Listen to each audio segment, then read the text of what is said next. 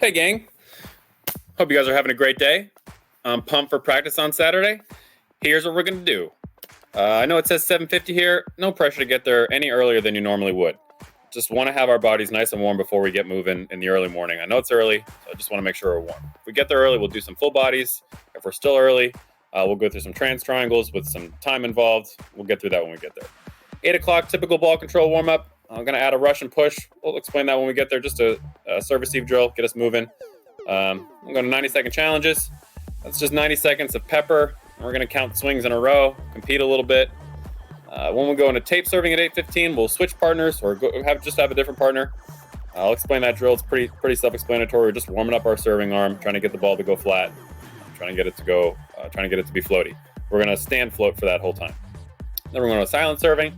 I'll talk about getting in the zone and how you get in there and how easy it is to get out of there. But for 10 minutes, we're going to be just completely quiet and focused on our serve. And we're going to get really particular about our goal. What do we want the shape of the serve to look like? How far over the net do we want it to cross? Where in the court do we want it to hit? We're just going to get real specific. Passer wars, you guys already know. Setters help us keep score. And I'll talk to you guys about if we want to add a point for a perfect set on Saturday. Up to you. Free ball hitting lines, but it's with a defensive focus. I'll just bounce a ball to a side of 3. They'll send a free ball over. Get aggressive with that free ball, as aggressive as you want. You get points for digs. You get points if the other team makes a hitting error, or really any error, a setting error, they let the ball drop. If you get a dig in the middle of a rally, you can send it back over, and that won't count to your 10 total free balls. That's the way you can start racking up points. I'll have teams for those. This is where we'll spend most of our time, is in circle swingers, starting at 9:15. Pretty much just a side of 6 in a rotation against a side of 3 blockers with a server. Tennis rules for the serve. You can miss your first one and you get a second one. If you miss your second one, you got to do something embarrassing. I have a lap around elevation, but the reason we're doing that is, I want our passers to feel some pressure on that first serve. Let's get them, let's put some pressure on them. And I want us to get a little aggressive with that serve in practice. I also want us to feel some pressure for that second serve, because it's really hard to simulate game-like pressure in practice. So this is just one way that we might be able to do it, is make that second serve worth something.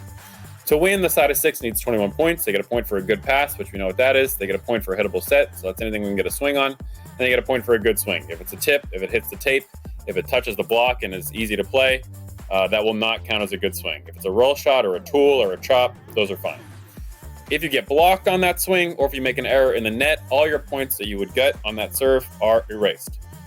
If you lose side of 6 or blockers, you touch 6. If the side of 6 loses, they'll go again. I'll make a random sub.